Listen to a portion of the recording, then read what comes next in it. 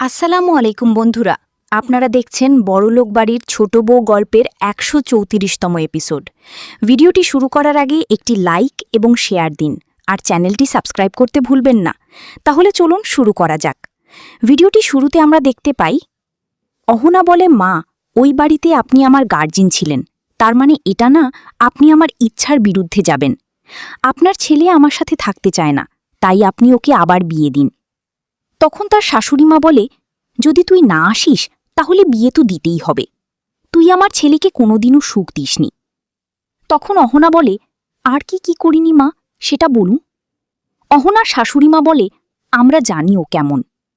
তখন বড় বউ বলে, মা, অহনা আজ পর্যন্ত আমাদের জন্য যা করেছে সেটা অন্য কেউ করেনি। অহনা আমাদের অধিকারের জন্য প্রতিবাদ করেছে। এরপর অহনার শাশুড়িমা বলে, অনেক বেশি কথা বলছো তুমি বড় বউ। মনে আছে পল্টু কি করেছে? ও মেজ বউকে ডিভোর্স দেওয়ার জন্য আবেদন করেছে।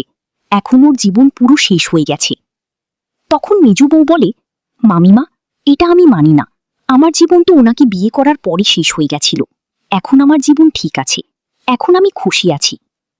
এরপর মিতা বলে, অহনা, তুমি আমাদের সাথে চলো, না হলে কিন্তু আমি তোমার টুকুন দাদার সাথে চলে যাব। এরপর অহনা বলে, ওখানে ফিরে যাওয়ার কোনো ইচ্ছা নেই আমার, আমি সবাইকে খুব মন থেকে চেয়েছিলাম। এরপর মিলি বলে, অহনা, তোমার জন্য আমি এই বাড়িতে এসেছিলাম। এখন তুমি যদি বলো ওই বাড়িতে যাবে না, তাহলে আমিও আমার শ্বশুর বাড়ি ফিরে যাব। অহনা বলে, দিদি ভাই, ওটা তোমার নিজের বাড়ি, ওখানে তোমার অধিকার আছে। তখন তার শাশুড়িমা বলে, এত বড় বড় কথা বলছো, তোমার অধিকার নেই ওই বাড়িতে? অহনা বলে, না মা, আমার কোনো অধিকার নেই ওই বাড়িতে। যার সাথে বিয়ে করেছি সে আমার সাথে থাকতে চায় না। তখন তার শাশুড়িমা বলে, একবার ফোন করে ছোটুর কাছে ক্ষমা চেয়ে নিতে পারছিস না? তখন অহনা বলে, আমি কেন ক্ষমা চাইব, আমি তো কোনো ভুল করিনি। সতু মামা অহনার শাশুড়িমাকে বলে, অহনাকে তুমি এত ভুল বুঝবে আমি সোজা বুঝতে পারিনি। তখন অহনার শাশুড়িমা বলে, ভুল বুঝার মতো কাজ করেছি ও। একদিনের জন্য ভাইয়ের বাড়ি গেছে, এখন বলছি যাবে না। আমাদেরকে ধোকা দিয়েছি। ও যদি ভুল করে ওকে কি আমরা বকতে পারবো না? অহনা বলে, মা, থাকার জায়গা দেয়নি, অন্য কোথাও থাকার জায়গা খুঁজছিলাম। তখন সতু মামার ফোন আসে আমার কাছে। মামা সবকিছু জানার পর জোর করে আটকে দিল এখানে। আমাদের বাবা মেয়ে সংসার খুব ভালো চলছে, ভালো আছি এখানে।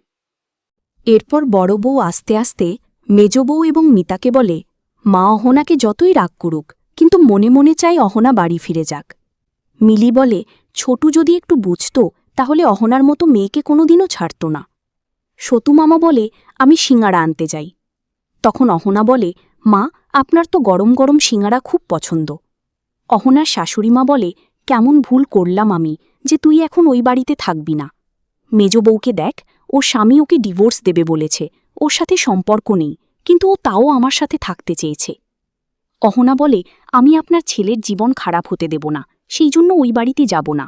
আপনি ওকে একটা মেয়ে দেখে বিয়ে দিয়ে দিন। এদিকে দেখা যায় অর্জুন অফিস থেকে বাড়ি ফিরে আসে। ঠিক তখন তার কাকা বলে, অর্জুন, তুই জানিস তোর মা আর বাড়ির বউরা অহনাকে আনতে গেছে?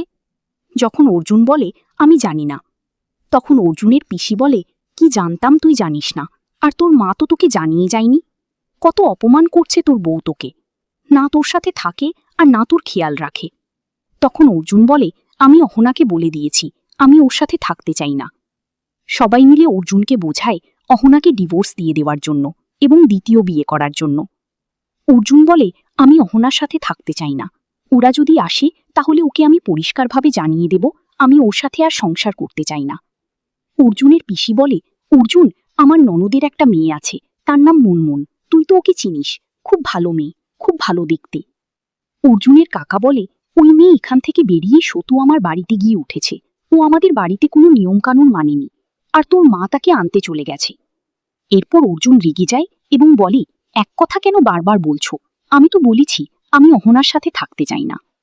পল্টু বলে, এবার তুই ওই মেয়েকে বিয়ে বাড়িতে ঢুকতে দিবি না, যতই বলুক, কিন্তু তুই ওই মেয়ের সাথে সংসার করবি না। ওই মেয়ের সাথে তুই থাকলে তোর জীবন পুরোপুরি নষ্ট হয়ে যাবে। এভাবে বাড়ির সবাই অর্জুনকে বোঝায় অহনাকে ডিভোর্স দিয়ে দেওয়ার জন্য। অর্জুন বলে, তোমাদের যা ভালো লাগে তাই কর, আমার কোনো সমস্যা নেই। তারপর অর্জুন সেখান থেকে চলে যায়।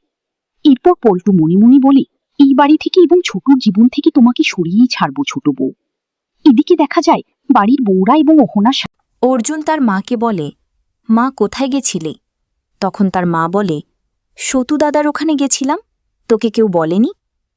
এরপর অর্জুন বলে, ওখানে কি করতে গেছিলে? অহনাকে ফেরত নিয়ে আসতে? এবং আজকের পর্বটি এখানেই শেষ হয়। আজকের পর্ব যদি ভালো লেগে থাকে একটি লাইক এবং শেয়ার করুন, আর চ্যানেলটি সাবস্ক্রাইব করতে ভুলবেন না। পরবর্তী পর্ব দেখার জন্য আমাদের সাথেই থাকুন। ধন্যবাদ।